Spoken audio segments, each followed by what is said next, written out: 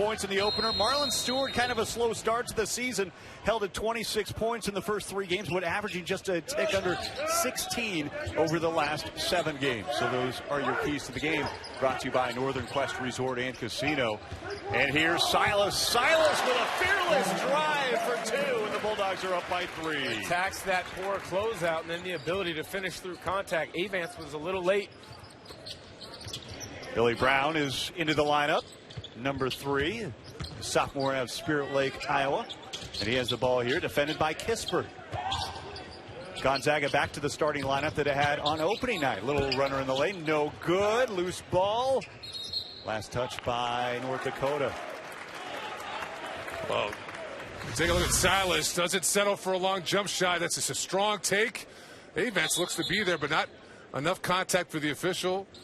The no call, still the tough finish for Silas. And we talk about it fairly regularly, Dan, with both Silas and Josh. There's a little bit of balance to their game. They're both so effective from behind the three-point line. They need to balance things out a bit at times. Looks like Jonathan Williams is going to have to sit out for a breather. He might have some blood or cut on him, so he's going to come out. And Jakob Larsson comes in for the first time. It's been hard to get him on the floor, but when he has been on the floor, he's been magnificent. He's had some stretches in this early season where he's looked really good.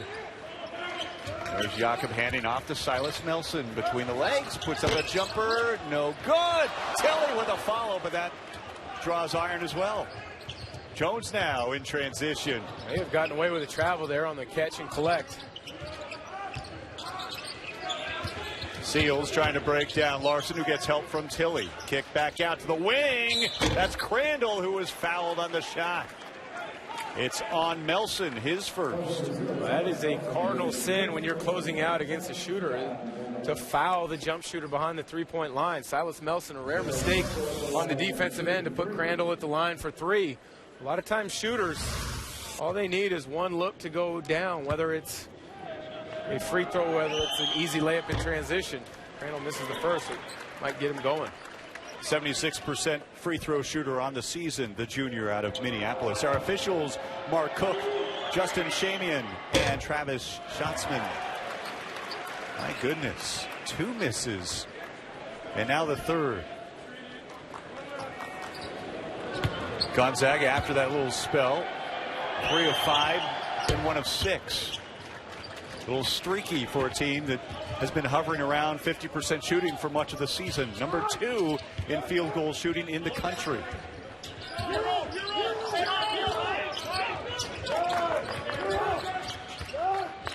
Here's Tilly. Killian with the right hand. Little floater no good. Loose ball. Silas could not corral it. And it's gathered by the Fighting Hawks. Good defensive possession for North Dakota. Switching. Nice moves by Seals. That's a big-time post move from your off guard. Holy cow. Nice left-handed finish. Seals, Big Sky Conference Reserve of the Year last season. So leads the team in blocks with 6 on the season. Rui Hachimura getting ready to sub in for Gonzaga. Here's Larsson defending. He picks up his first foul. We see here Seals just backs down Perkins, and that is tremendous footwork. Gets it up high off the glass. Larsson can't affect it.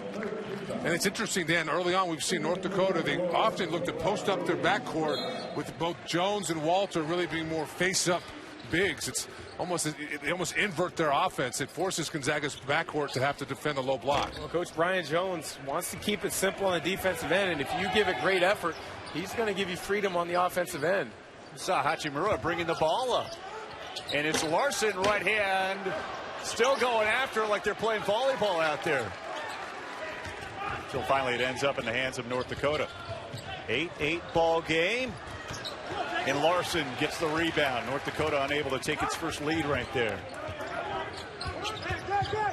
A little, wow, what a pass. A dive by Perkins, the no-look, and Rui the finish. And that's what I think Josh can do more of, is in transition, probe. Just try to get the defense off balance. That time, kept his dribble in the middle of the floor and was able to find Hachimura.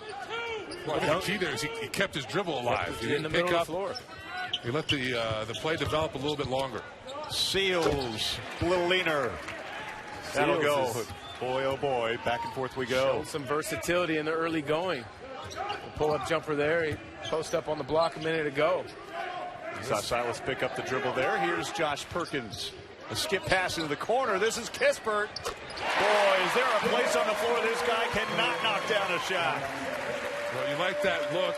The look of that jump shot. He caught it on balance, a bit of a tight window, still able to elevate on balance and knock down the three-point shot. It takes a while to come back from the high ankle sprain.